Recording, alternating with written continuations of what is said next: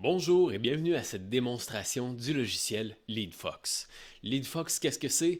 C'est un logiciel de marketing automatisé qui va vous permettre de créer des pop-up, qui va vous permettre de créer des pages d'atterrissage, des formulaires, des courriels ainsi que des séquences d'automation.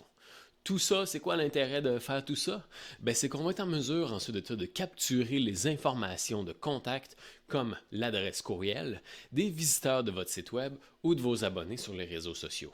Une fois qu'on a capturé l'adresse courriel, qu'est-ce que ça vous permet de faire? On peut envoyer automatiquement des courriels, des relances afin de tourner nos visiteurs en clients et nos clients, on va pouvoir les fidéliser afin qu'ils apportent d'autres clients dans votre entreprise. Donc, à ce moment-là, comment on va faire ça? C'est tout dans le logiciel LeadFox qu'on va pouvoir créer des automations, des envois de courriels automatisés et personnalisés afin que l'utilisateur reçoive un courriel pertinent pour lui. Donc, on va pouvoir regarder tout ça dans la démonstration aujourd'hui. On va faire le tour de chacun des outils pour vraiment voir précisément comment que ça fonctionne, qu'est-ce qu'il y a possibilité de faire avec tout ça, puis concrètement, comment que ça s'installe sur votre site web ou comment est-ce que vous pouvez le présenter. Donc, vous allez voir, c'est super simple, c'est pas difficile, c'est un logiciel qui est très user-friendly. On n'a pas besoin d'être un expert en informatique, ni même un développeur pour savoir comment que ça fonctionne puis savoir comment l'utiliser. Donc, on va tout pouvoir regarder ça directement dans cette petite démonstration-ci.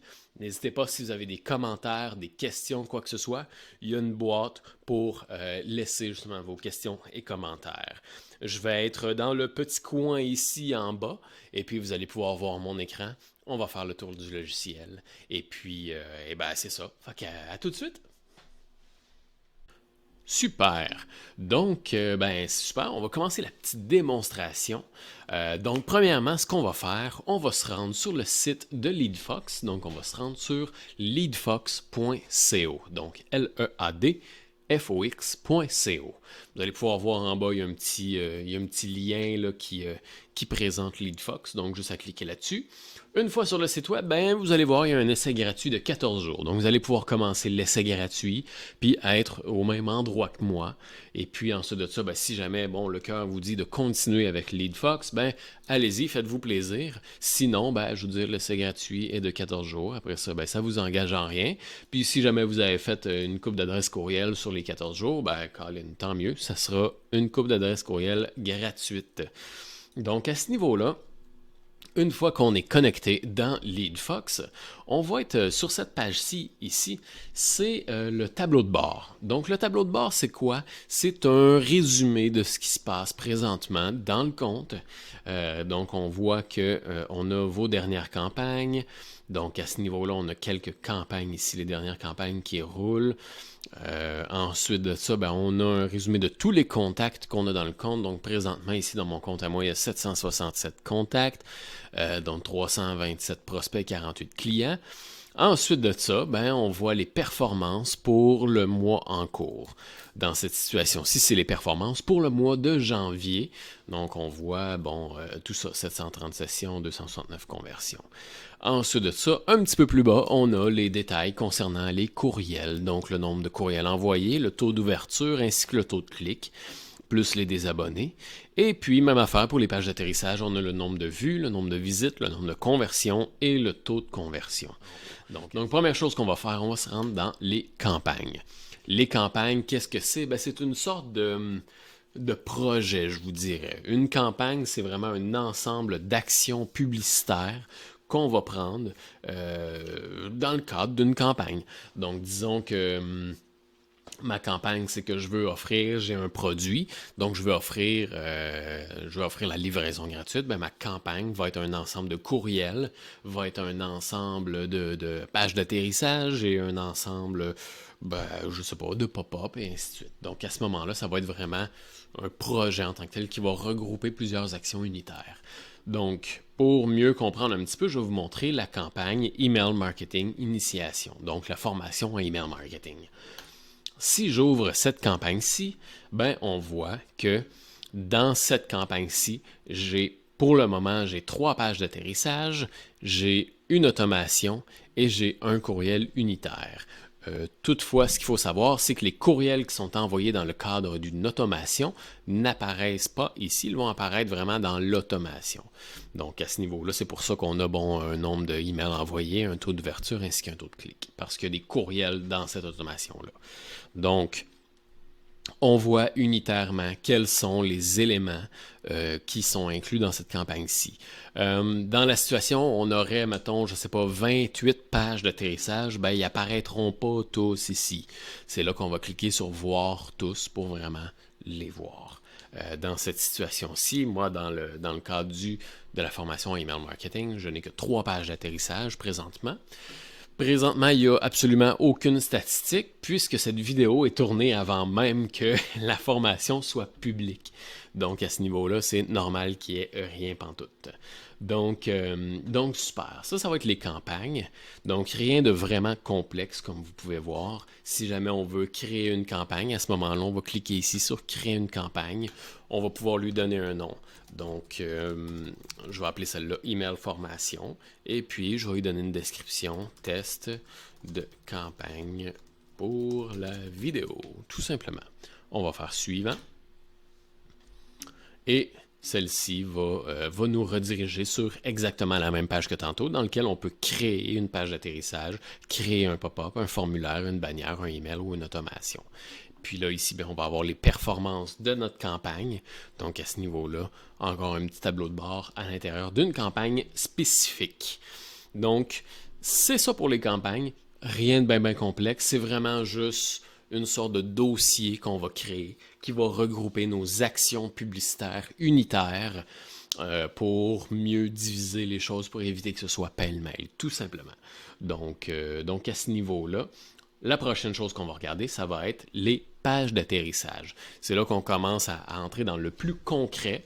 Donc, on va regarder vraiment là, la création d'une page web indépendante spécifiquement liée à votre offre. Donc, que ce soit une offre en termes de rabais, en termes de livraison gratuite, de consultation gratuite, de prise de rendez-vous, peu importe votre domaine, c'est là que vous allez offrir une certaine offre, une certaine valeur pour votre visiteur. Donc, une valeur vraiment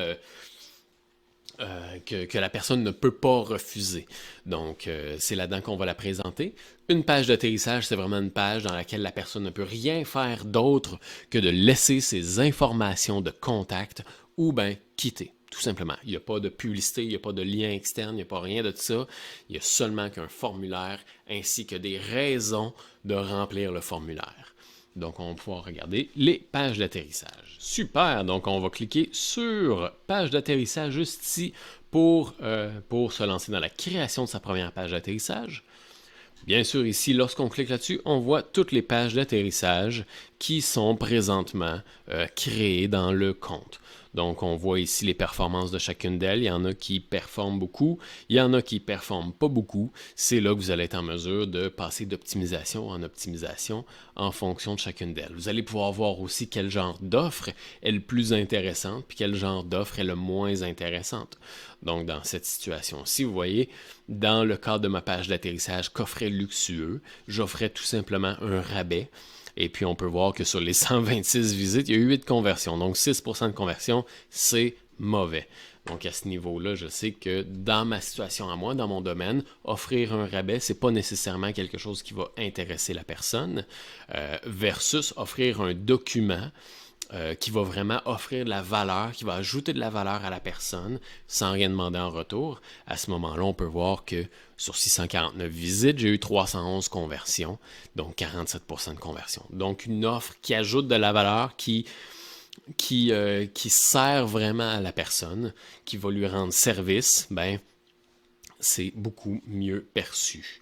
Donc, à ce niveau-là, disons que je veux créer une page d'atterrissage, on va cliquer ici. On va sélectionner une campagne. Donc, disons dans cette situation-ci, email. Je n'avais créé une email formation. On fait suivant. On est redirigé sur la page de template. Donc, à ce niveau-là, on va pouvoir choisir un template pré-bâti. Donc, parmi la sélection qu'il y a ici, où on va pouvoir tout simplement cliquer sur page vierge pour vraiment partir de zéro et créer sa propre page à partir de rien. Donc ça, c'est dans les modèles publics. On va avoir mes modèles, qui sont des pages d'atterrissage qu'on a nous-mêmes fait et qu'on a sauvegardé en tant que template pour pouvoir utiliser la même structure dans une autre occasion. Donc, dans cette situation-ci, vous voyez ici que c'est une page que j'ai montée moi-même dans le cadre de mes formations en email marketing. Donc, je pourrais réutiliser exactement la même page comme template. Dans cette situation-ci, je vais tout simplement utiliser n'importe quelle page d'atterrissage qui a été faite.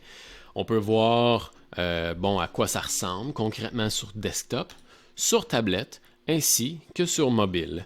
Donc, on peut avoir vraiment là, ce visuel-là concrètement comme aperçu.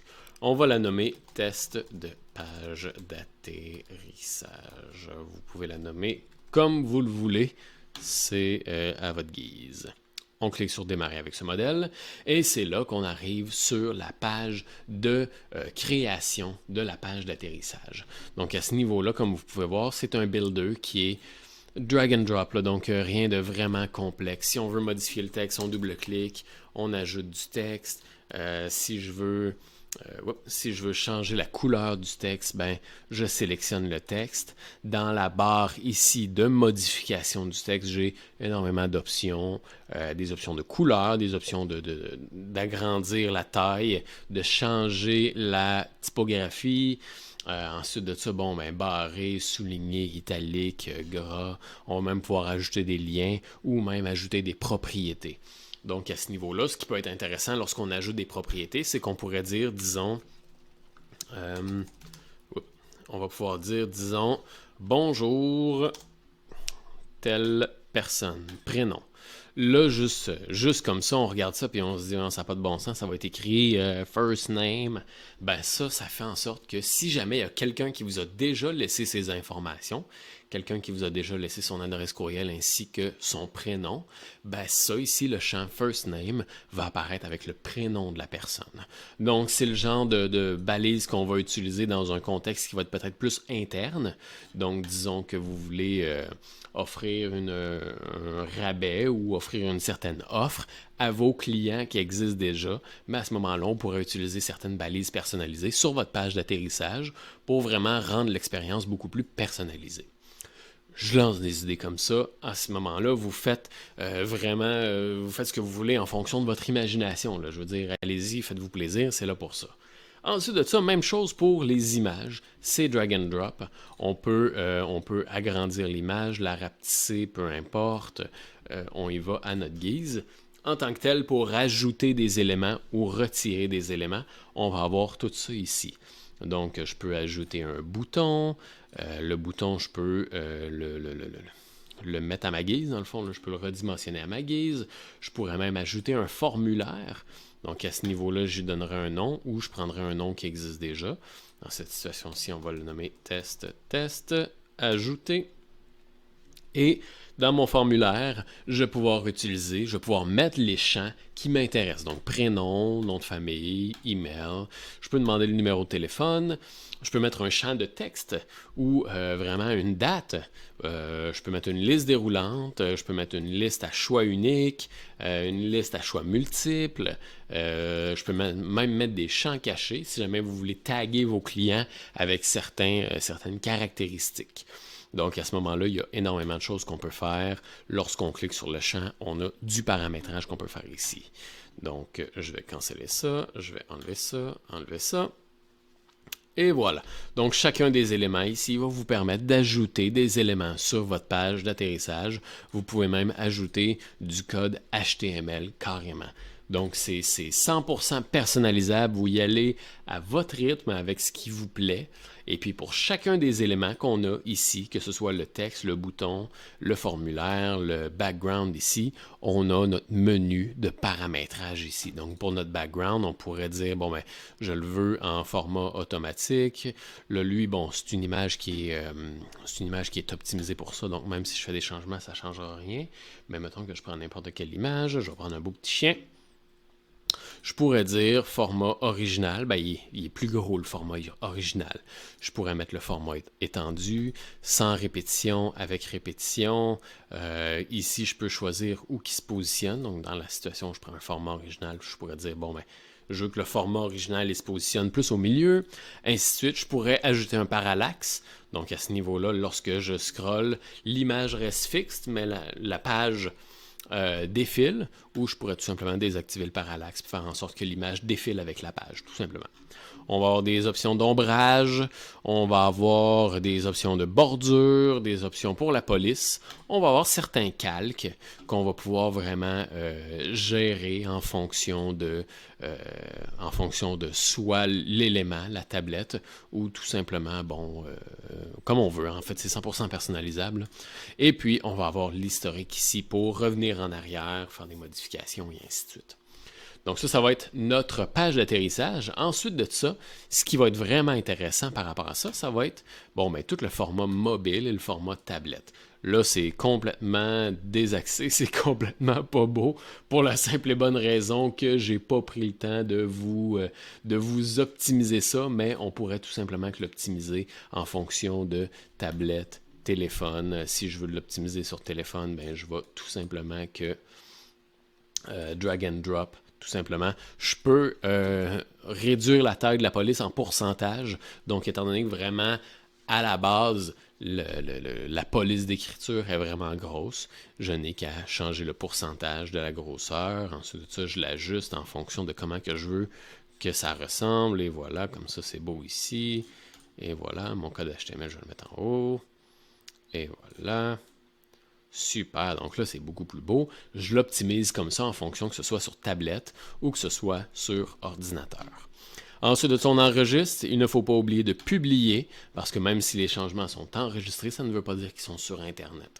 Ensuite de ça, la dernière chose qui va être vraiment intéressante au niveau de votre page d'atterrissage, ça va être le menu ici.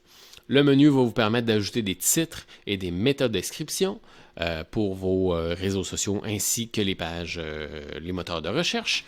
Et ensuite de ça, on va avoir tout ce qui est médias sociaux, donc les informations Open Graph, votre titre, votre description ainsi que votre image et même votre handle Twitter, votre nom d'utilisateur Twitter, pour lorsque vous allez faire des partages sur les réseaux sociaux. Donc ça va être plus clean, ça va être plus beau, ça va être vos informations Open Graph.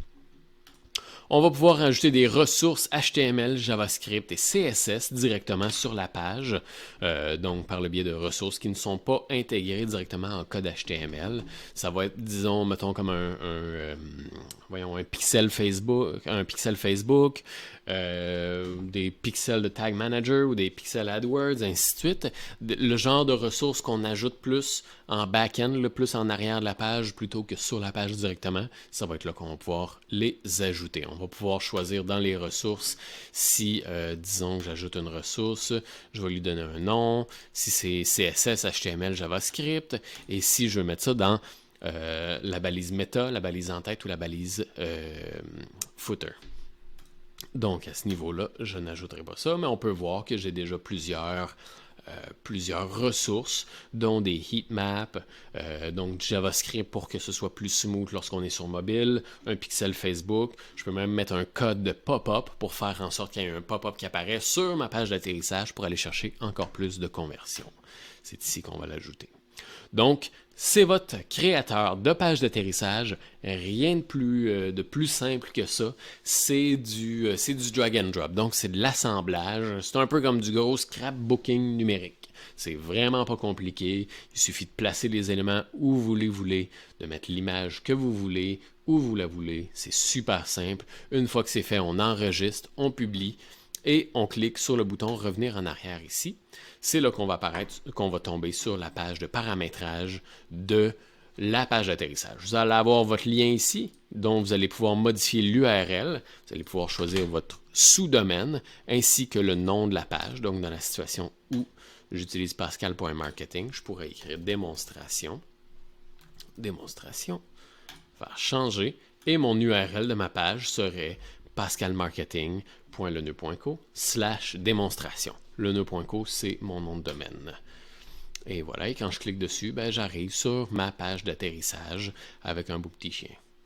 Donc, et voilà, ensuite de ça, on va choisir la liste dans laquelle nos abonnés vont se retrouver. On peut créer une liste si on n'en a pas une. On lui donnerait le nom de test dans ma situation. Et ensuite de tout ça, je peux choisir où les gens vont être redirigés lorsqu'ils vont avoir rempli le formulaire. Donc, est-ce que je veux les rediriger vers une page de remerciement interne ou est-ce que je veux les rediriger vers un URL spécifique?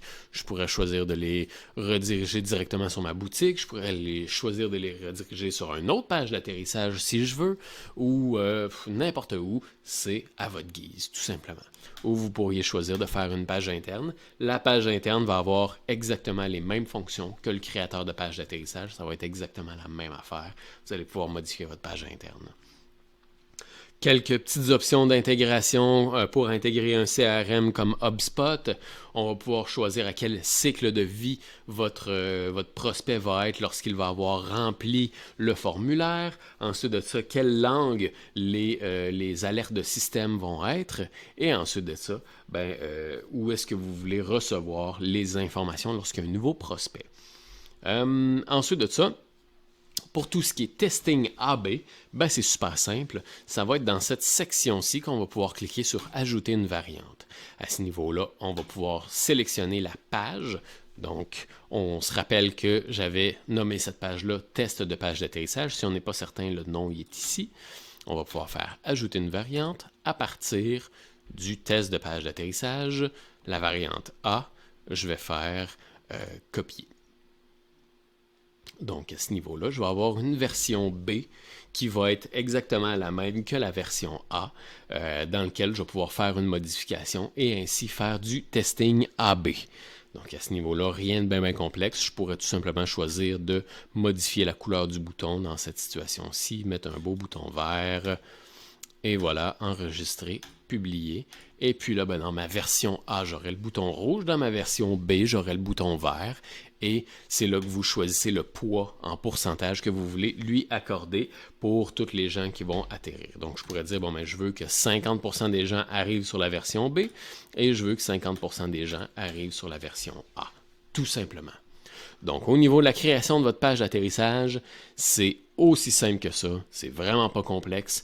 Lorsque vous êtes prêt, vous copiez votre URL et puis vous partagez ça sur les réseaux sociaux. Vous partagez ça partout pour avoir le plus de visites ainsi de conversions possible. Donc, à ce niveau-là, la prochaine étape, ce qu'on va regarder, ça va être le pop-up. Comment que ça fonctionne, comment est-ce qu'on crée le pop-up, comment est-ce qu'on fait du testing AB, et puis comment est-ce qu'on l'intègre, ce pop-up-là. Donc, on se voit à super. Donc, là, on va faire l'installation du pop-up. On va vous montrer comment que ça fonctionne pour construire le pop-up et le faire apparaître sur votre site web. Donc, avant de se lancer, on va devoir installer un petit code pour faire en sorte que le pop-up apparaisse sur votre site web. Ce qu'on va faire, on va se rendre en haut dans l'onglet Gestion, juste ici, et on va cliquer sur Paramètres. Une fois qu'on clique là-dessus, on est redirigé sur la page de paramètres. On va tout simplement coller ce code-là ici, on va le prendre et on va le coller juste avant la fermeture de la balise body de votre site web. Donc, si vous avez accès au code, faites tout simplement un copier-coller juste avant la fin de la balise body. Donc, si la balise se termine ici, vous le collez juste ici. Et puis, si vous avez un site qui est un site WordPress, à ce moment-là, je vous recommande d'installer le code de suivi, vraiment le code de suivi à l'intérieur du plugin WordPress. Donc, à ce moment-là, lorsque vous allez installer le plugin WordPress, ça va vous demander soit le code de suivi, ou bien ça va vous demander le code API. À ce moment-là, ce qu'on va faire, on va aller cliquer dans l'onglet Gestion sur Mon installation. Et puis, on va installer le tracking LeadFox. Et puis, vous avez votre clé API ici. Puis, vous allez pouvoir installer l'extension WordPress ou WooCommerce. Puis, en tant que tel, vous allez avoir toutes les informations ici pour installer votre pop-up. Une fois que c'est fait, on retourne dans LeadFox et on clique sur Pop-up à gauche. on arrive en tant que tel à la même place, la gestion de tous les pop-up qui existent. Comme vous voyez, moi, j'en ai qu'un seul présentement dans mon compte. On va cliquer sur créer un pop-up. On va l'associer à la campagne qu'on a créée. Oups, ça va être, moi, c'était email formation. Et voilà, on fait suivant. Et on arrive, encore une fois, même principe que les pages d'atterrissage, on a plusieurs templates de préfaits et vous avez vos modèles préexistants que vous avez enregistrés si vous l'avez fait. Sinon, ben, vous avez tous les modèles qui sont publics. Donc, dans cette situation-ci, même principe, on a la version mobile, on a la version desktop et puis on va le nommer test, disons. Démarrer avec ce modèle. Et puis, on arrive à la création en tant que telle du pop-up en tant que tel. Donc, même affaire, encore une fois, on n'est vraiment pas dépaysé, c'est du drag and drop. On modifie chacun des éléments en fonction de ce qu'on veut avoir. C'est le même principe que la création de la page d'atterrissage. Donc, on n'est pas dépaysé. Pour les éléments ici, ben, ça va être les mêmes affaires, titres et méta, médias sociaux. Pour un pop-up, on n'a pas vraiment besoin, donc je vous recommande de peut-être ignorer ça. Et ensuite de ça, une fois que c'est fait, on fait enregistrer, publier, et on revient. On fait quitter. Moi, je n'enregistrerai pas. Une fois que c'est fait, on tombe sur la page de paramétrage du pop-up. C'est là qu'on a exactement les mêmes choses pour faire du testing AB. Donc, on pourrait ajouter une variante en fonction du pop-up. La variante A, je pourrais faire quitter. Et voilà, j'aurai mon testing AB. Je peux faire 50% du trafic vont voir la version A, 50% du trafic vont voir la version B. Et ensuite de ça, il ne faut pas oublier de le mettre actif, votre pop-up. S'il reste inactif, ben, il n'affichera pas. Ensuite de ça, on peut choisir la fréquence après un certain nombre de jours dans lequel le pop-up va être réaffiché au même visiteur. Donc, on pourrait garder ça. Bon, en tout cas, vous le mettez à combien de jours vous voulez. Et ensuite de ça, on peut dire, bon, ben, faire apparaître le pop-up sur tout mon site web, excluant certaines pages, ou ne faire apparaître le pop-up que sur certaines pages. C'est là qu'on va ajouter les pages ici. Ensuite de ça, on peut dire, bon, ben, je veux que mon pop-up apparaisse selon un délai d'affichage ou selon une intention de quitter. Donc, si le curseur de la personne approche le haut de la fenêtre, ben, le pop-up va apparaître pour dire, hey, attends avant de partir. On peut choisir la sensibilité, si on veut vraiment que ce soit une ligne de pixels qui détecte, ou si on le met à haute, ben, ça va être un 100 pixels, donc même à partir d'ici, le pop-up pourrait le détecter. Ensuite de ça, ben, sur mobile, ça va tout simplement être un temps d'inactivité qui va déclencher le pop-up. Ensuite de ça, on choisit le paramètre d'animation qui va être soit aucune animation ou apparaître et disparaître en fondu. Notre liste dans laquelle les prospects vont être dirigés. Notre page de remerciement qui est encore en fait une page interne dans cette situation-ci. Et la langue dans laquelle le visiteur reçoit des alertes. Si jamais il n'a pas rempli tous les champs, ben, il va avoir un message disant « Hey, tu n'as pas rempli tous les champs » en anglais ou en français, selon votre choix. Et le cycle de vie en tant que tel que votre visiteur va être lorsqu'il va avoir rempli le pop-up. Donc, est-ce que c'est un prospect, prospect qualifié marketing ou prospect qualifié vente? Vous pouvez intégrer des produits tiers, HubSpot, Pipedrive, peu importe, votre CRM, vous allez pouvoir l'intégrer ici. Donc, c'est le pop-up, rien de vraiment complexe par rapport aux pages d'atterrissage, c'est la même affaire, c'est juste que cette fois-ci, il faut juste installer un petit code de suivi avant la balise body sur toutes vos pages. Et puis, si vous êtes sur WordPress, il faut tout simplement qu'installer le plugin. Donc, ensuite de ça, ce qu'on va faire, on va regarder la création d'email. C'est super simple. Et puis, vous allez voir, c'est vraiment pas compliqué, encore une fois. On va faire la création du courriel. Lorsqu'on est sur le tableau de bord, on va se diriger à gauche sur la section email. Et ensuite de ça, une fois qu'on est arrivé dans l'email, on voit un peu tous les emails qui ont été créés dans ce compte-ci, ainsi que les statistiques par rapport à chacune d'elles. On peut cliquer pour voir le rapport, qui va nous donner un rapport plus détaillé de chacun des courriels en tant que tel. Donc, qui a ouvert, qui a cliqué, qui s'est désabonné, et ainsi de suite. Et si on veut créer un courriel, on va cliquer sur « Créer un email ». On va l'associer à une campagne en tant que telle. Dans cette situation-ci, ma campagne, c'est email formation. Et on arrive, encore une fois, sur des templates. À ce moment-là, vous allez pouvoir choisir un template qui vous convient ou partir à partir de zéro. Dans cette situation-ci, pour vous montrer vraiment toutes les fonctionnalités, je vais prendre un template qui existe déjà. Lorsque je double-clique sur celui-ci, j'ai un aperçu. Je lui donne un nom et je continue. On apparaît sur cette page-ci. Ça, c'est votre page en tant que telle de paramétrage, de création du courriel. On va pouvoir commencer par mettre le email d'envoi. Donc, à ce moment-ci, je pourrais mettre mon courriel à moi, pascal.marketing. Et voilà, le nom de la personne qui va être affichée en tant qu'expéditeur, le sujet, donc l'objet de votre courriel, et votre texte de désabonnement si vous voulez le modifier. Comment que ça fonctionne? Ben, à ce moment-là, c'est un éditeur qui est vraiment drag and drop. Donc, à ce niveau-là, au niveau du texte, ben, on peut tout simplement que modifier le texte si on veut. On peut ajouter une image si on veut. On pourrait cliquer sur Contenu, ajouter une image. Disons que je vais ajouter une image ici. Je vais glisser l'élément image, parcourir parmi toutes les photos que j'ai dans mon gestionnaire d'images. Je pourrais mettre celle-ci, tiens. Et ensuite de ça, ben, je pourrais décider, bon, ben, à ce moment-là, je peux rapetisser l'image et ainsi de suite. Je peux déplacer cette image. Je peux déplacer cette image-là où je veux la déplacer. Même chose avec le texte, même chose avec les boutons. On peut les déplacer où on veut. Pardon. Ensuite de ça, on pourrait associer un URL à l'image. On pourrait dire, bon, ben, le lien d'image veut ouvrir une page web, envoyer un email, déclencher un appel ou déclencher un SMS. On mettrait l'information ici.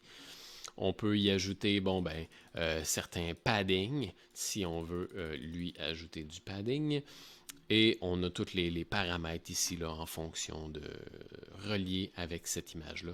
Même chose avec le texte, on aurait tous les paramètres reliés au texte. Même chose avec un bouton, on aurait tous les paramètres reliés au bouton. URL, encore une fois, on peut déclencher un lien, un email, un appel ou un SMS. Dans votre courriel, vous allez avoir la possibilité de mettre des colonnes si vous voulez en mettre. Donc, à ce niveau-là, je peux dire, bon, ben, je veux que mon courriel, cette section-ci, ait 4 colonnes. Et ensuite de ça, ben, on peut modifier le contenu de chacune de ces colonnes-là. Une fois qu'on est satisfait, on fait enregistrer. On enregistre le courriel. On peut faire un aperçu de ce courriel-là, voir un peu à quoi ça ressemble. On peut envoyer un test à une adresse courriel, voir comment est-ce que ça donne, voir comment est-ce que ça se rend, si ça tombe dans le spam ou non. On peut avoir un aperçu mobile ou bureau. Et lorsque vous êtes prêt, on fait quitter. Et c'est à ce moment-ci que on peut choisir de l'envoyer maintenant, de le programmer ou d'y ajouter un fil RSS pour qu'il soit envoyé en fonction d'une nouveauté. On peut choisir la liste qui va être destinée à recevoir ce courriel-là. Et une fois qu'on est prêt à confirmer le tout, on clique sur « Envoyer », tout simplement. Donc, à ce niveau-là, ce qu'on va pouvoir faire au niveau des courriels, c'est super simple. D'ailleurs, avant d'oublier, pour faire du testing AB en fonction des contenus et des titres, on va pouvoir cliquer sur « Ajouter une variante », remplir les éléments ici pour faire une version B de votre logiciel. Donc, à ce niveau-ci, prochaine chose qu'on va regarder, ça va être les automations pour être en mesure de construire sa première automation. Donc, à tout de suite. Super! Donc, pour l'automation, comment est-ce qu'on va pouvoir créer tout ça? On va se rendre à gauche dans le menu ici et on va cliquer sur Automation. Une fois qu'on a cliqué là-dessus, on voit les automations qui roulent présentement. On pourrait cliquer sur Voir le rapport pour consulter les statistiques de cette automation-là en fonction des courriels qui ont été envoyés et de l'interaction qu'il y a eu sur ces courriels-là. Dans cette situation-ci, on va en créer une. On va l'associer à une campagne qui existe déjà, qu'on a créée, ou on pourrait tout simplement créer la campagne. On va appuyer sur Suivant et on va lui donner un nom. Test. On va créer l'automation et on va être redirigé sur la page de création de l'automation. Présentement, c'est complètement blanc puisqu'il n'y a rien de créé. Donc, à ce niveau-là, il suffirait de cliquer sur « Démarrer votre automation » afin d'ajouter un élément déclencheur. Donc, ça pourrait être la propriété d'un contact, la soumission d'un formulaire, l'abonnement à une liste, l'ouverture d'un courriel, un lien qui est cliqué, peu importe, vous avez tous les éléments déclencheurs ici. Dans cette situation-ci, on va cliquer sur « Abonner à une liste ». Donc, si une personne s'est abonnée à notre liste en fonction de si elle a rempli une page d'atterrissage ou quoi que ce soit, elle est abonnée directement à une liste. Et c'est l'élément déclencheur. Cet élément déclencheur-là déclenche quoi? Ben, on va cliquer sur « Ajouter » pour ajouter une action. On va, disons, choisir dans cette situation-ci, parmi toute la liste d'actions que vous avez ici, mise à jour du contact, mise à jour du cycle de vie, abonné à une liste, désabonné à une liste, peu importe, on va choisir « Envoyer un email ». Donc ça va être l'action qu'on va entreprendre suite à l'abonnement à une liste. Ensuite de ça, disons que je veux voir si la personne a ouvert mon courriel. À ce moment-là, j'ajouterai un délai. Donc, je vais attendre 24 heures. Je vais donner le temps à la personne de recevoir le courriel et de l'ouvrir.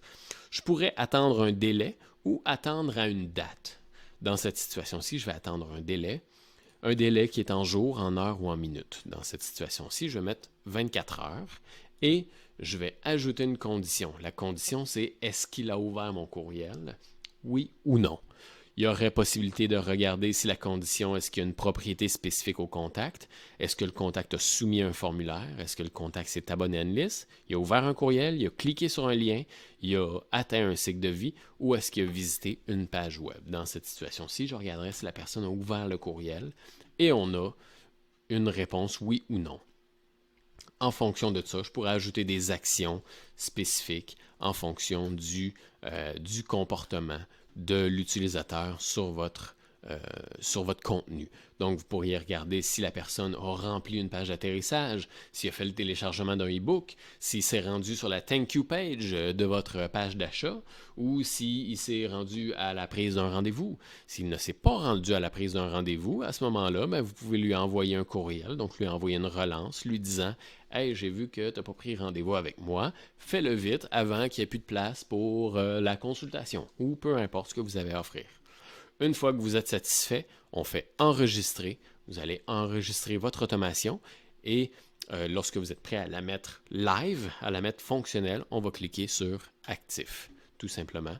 Et c'est là qu'on va confirmer l'activation de votre automation.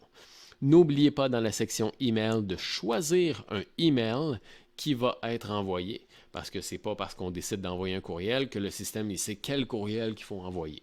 Donc, à ce moment-là, on va soit créer un email ou utiliser un email qui existe déjà. Donc, et voilà. Donc, prenez bien soin de remplir chacun des champs de chacun de vos nœuds. Ensuite de ça, une fois que c'est fait, vous pouvez retourner dans la section Automation pour consulter le rapport de votre automation et voir comment est-ce qu'il performe. Vous allez pouvoir voir ça en cliquant sur le rapport pour voir vraiment les statistiques en tant que courriel envoyé, ouvert et le taux de clic tout simplement. Super! Donc, on a fait le tour de l'application. Donc, à ce niveau-là, c'est super simple pour naviguer dans LeadFox. Rappelez-vous que si jamais vous avez des questions, si jamais vous n'êtes pas certain de quoi que ce soit, vous pouvez me le demander. Sinon, vous pouvez cliquer sur la petite bulle ici, dans laquelle vous allez pouvoir clavarder avec un membre du support chez LeadFox qui va être en mesure de répondre à vos questions. Vous avez aussi un centre d'aide FAQ, une Frequently Asked Questions, dans lequel vous allez pouvoir avoir énormément de documentation pour vous diriger, pour répondre à vos questions et ainsi de suite. Vous allez avoir aussi un élément qui s'appelle stratégie, qui vous partage des stratégies en lien avec la création de contenu sur LeadFox. Donc, je vous avais promis une petite surprise. Je vous invite à regarder dans le texte sous la vidéo.